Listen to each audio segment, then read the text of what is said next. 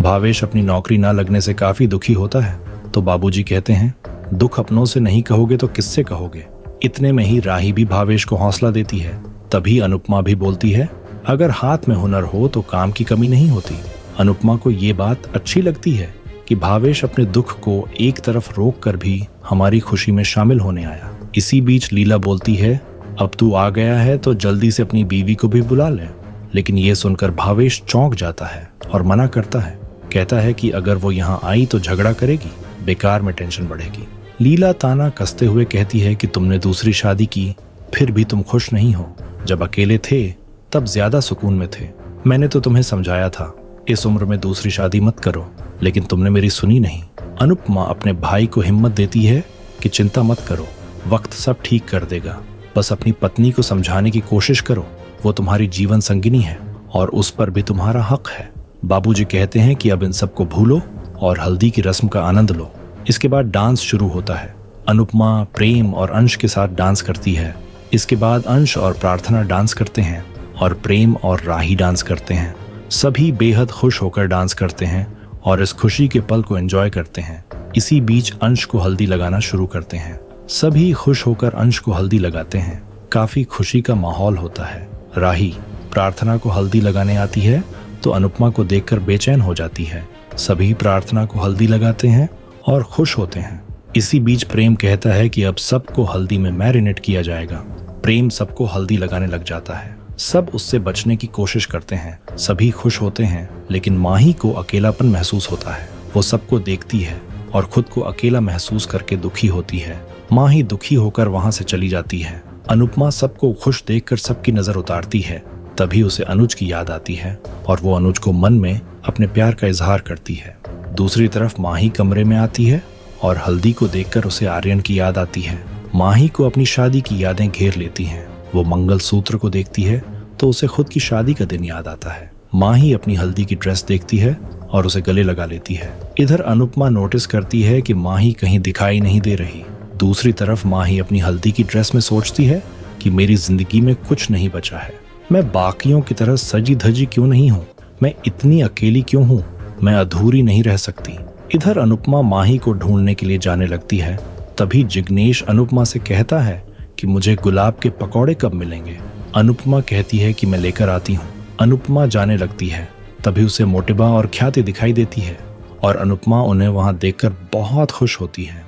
दूसरी तरफ माही चूड़ियां देखकर कहती है कि मुझे चूड़ियां पहनने का बहुत शौक था। मुझे दुल्हन बनने का, सजने संवरने का बहुत शौक था। माही मेकअप करने लग जाती है और आर्यन को याद करती है। माही खुश होती है लेकिन दुखी होकर कहती है कि सारे श्रृंगार आज भी हैं, लेकिन सिंदूर आज भी नहीं है और सिंदूर के बिना दुल्हन अधूरी होती है। माही अपनी मांग में सिंदूर भर लेती है और खुश होती है। इसके बाद वो मंगलसूत्र भी पहन लेती है। माही खुद से कहती है कि मैं बहुत सुंदर लग रही हूँ, लेकिन ये श्रृंगार मेरी किस्मत में क्यों नहीं है? पति का प्यार मेरी किस्मत में क्यों नहीं है? माही अपने मन की पीड़ा व्यक्त करती है कि मेरे पास कोई क्यों नहीं है जो मुझे डेट पर ले जाए, मेरे साथ सेल्फी ले। राही के पास प्रेम है, परी के पास राजा है, चाचा चाची भी साथ में हैं और अब तो प्रार्थना के पास भी अंश है, तो सिर्फ मैं ही अकेली क्यों हूँ? माही बेहद दुखी हो जाती है और रोने लग जाती है। दूसरी तरफ मोटिबा और ख्याति सबको खुशियां मनाते हुए देखकर जलती है। अनुपमा प्रार्थना को आवाज लगाती है तो सभी मोटिबा और ख्याति को देखते हैं। अनुपमा बेहद खुश होकर उनका वेलकम करती है और पूछती है कि क्या पराग जी नहीं आए? प्रेम मोटिबा और ख्याति के आने के लिए अनुपमा को क्रेडिट देता है। अनुपमा उन्हें अंदर आने के लिए कहती है और प्रार्थना से कहती है कि तुम्हारी माँ और मोटिबा तुम्हारी खुशियों में शामिल होने आ गई हैं। जिग्नेश बाबूजी से कहता है कि ये औरत तो मुझे बहुत खतरनाक दिख रही है। प्रार्थना मोटिबा से बात करने लगती है, तभी मोटिबा उसे रोक देती है और कहती है कि हम यहाँ खुशियों में शामिल होने नहीं आए हैं, हम यहाँ हल्दी लगाने नहीं बल्कि जिम्मेदारियों का बोझ उतारने आए हैं। अनुपमा पूछने लगती है, तभी मोटिबा उसे चुप करा देती है। मोटिबा प्रार्थना को लीगल डॉक्यूमेंट देती है और कहती है कि तुम अपनी मर्जी से अंश से शादी कर रही हो, लेकिन ये बच्चा कोठारियों का खून है। वो प्रार्थना को पेपर साइन करने के लिए कहती है। अनुपमा पूछती है कि इनमें क्या लिखा है। मोटिबा गुस्से में कहती है कि क्या आपसे बीच में बोले बिना नहीं रहा जाता? अनुपमा साफ कहती है कि हाँ, नहीं रहा जाता, इसलिए पूछ रही हूँ। ख्याति ताना मारती है तो लीला कहती है कि ताने मारना बंद करो और साफ साफ बताओ कि पेपर्स में क्या लिखा है। मोटिबा कहती है कि इनमें यही लिखा है कि बच्चे के जन्म के बाद प्रार्थना वो बच्चा हमें सौंप देगी। ये सुनकर सभी चौंक जाते हैं। प्रार्थना और अंश भी हैरान रह जाते हैं। अनुपमा कहती है, ये आप क्या कह रही हो? आप एक माँ से उसका बच्चा छीनने की बात कह रही हैं। मोटिबा गुस्से में कहती है कि ये हमारे घर का मामला है, आप बीच में बोलने वाली कौन होती हैं? अनुपमा कहती है कि मैं माँ हूँ और अगर ये आपके घर का मामला होता तो आप अपने घर में होती। अब प्रार्थना हमारे घर की बहू है। मोटिबा कहती है, प्रार्थना का बच्चा आपका कुछ नहीं लगता, इसके पिता गौतम जी हैं। अनुपमा कहती है कि गौतम तो पिता बनने के लायक ही नहीं है। मोटिबा कहती है, अंश किसी के लायक नहीं है। अनुपमा कहती है कि अंश कितना लायक है ये समझने के लिए आप लायक नहीं हो। मोटिबा और अनुपमा में बहस हो जाती है। मोटिबा साफ कहती है कि उन्हें ये बच्चा किसी भी हाल में चाहिए, लेकिन अनुपमा पूरे जोश से कहती है कि उस बच्चे पर सिर्फ और सिर्फ प्रार्थना का हक है। अनुपमा कहती है कि माँ बच्चे को पालने में पूरी जिंदगी लगा देती है और उसको पैदा करते समय जो दर्द होता है उसे तो आप भी जानती हैं, इसलिए बच्चे पर सबसे पहले और सबसे ज्यादा माँ का हक होता है, बाकी सबका हक माँ के बाद होता है। मोटिबा कहती है कि हम आपका भाषण सुनने नहीं आए हैं, हमें ये बच्चा चाहिए। अनुपमा साफ कहती है कि ये बच्चा कोई खिलौना नहीं है, आपके चाहने से ये दुनिया नहीं चलती है। मोटिबा गुस्से में कहती है कि अगर इस बच्चे के लिए हमें प्रार्थना का हक भी छीनना पड़ा तो हम छीन लेंगे।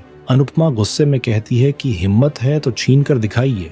आज जब तक मैं समधन बनकर आपके सामने हाथ जोड़कर खड़ी हूँ, लेकिन अगर आपने मेरी पोते बहू से बच्चा छीनने की बात की तो मैं आपकी ईंट से ईंट बजा दूंगी। मोटिबा चौंक जाती है। अंश मन ही मन गुस्सा होता है। मोटिबा घमंड करते हुए कहती है कि आपको हमारी दौलत का अंदाजा है ना? अनुपमा कहती है कि मुझे आपकी शराफत का अंदाजा नहीं था, लेकिन आज पता चल गया कि आप में शर्म और शराफत बिल्कुल भी नहीं है। आप मुझसे मेरे परिवार का सौदा नहीं कर पाएंगी। मोटिबा कहती है कि आपकी ये अकड़ यहीं रह जाएगी। अनुपमा कहती है कि आपने अभी मेरी अकड़ देखी ही नहीं है। मोटिबा चिल्लाती है तो अनुपमा गुस्से में कहती है कि आवाज नीचे करो, मैं जब तक सम्मान दे रही हूँ तब तक यहाँ से चले जाइए, वरना ये अनुपमा अपने पुराने रूप में आ जाएगी। मोटिबा और ख्याति चौंक जाती हैं। आने वाले एपिसोड में देखने को मिलेगा कि अनुपमा साफ कह देती है कि प्रार्थना ने इस बच्चे की किस्मत में अंश का नाम लिख दिया है। इसके बाद माँ ही सुहागन के रूप में वहां आती है तो ख्याति उसे देखकर चौंक जाती है और उस पर गुस्सा होती है। ख्याति उसकी चूड़ियां खोलने लग जाती है। अनुपमा उसे रोकती है तो ख्याति अनुपमा पर गुस्सा करती है और कहती है कि एक विधवा कभी दुल्हन नहीं बन सकती। आपको क्या लगता है, क्या माही की इस हरकत का इल्जाम भी अनुपमा के ही सिर आएगा? और क्या अनुपमा प्रार्थना के बच्चे को बचा पाएगी? कमेंट करके जरूर बताएं। अगर वीडियो पसंद आई हो तो लाइक शेयर करना ना भूलें। साथ ही चैनल को सब्सक्राइब जरूर करें ताकि आपको हर अपडेट मिलता रहे। वीडियो देखने के लिए आपका बहुत बहुत धन्यवाद।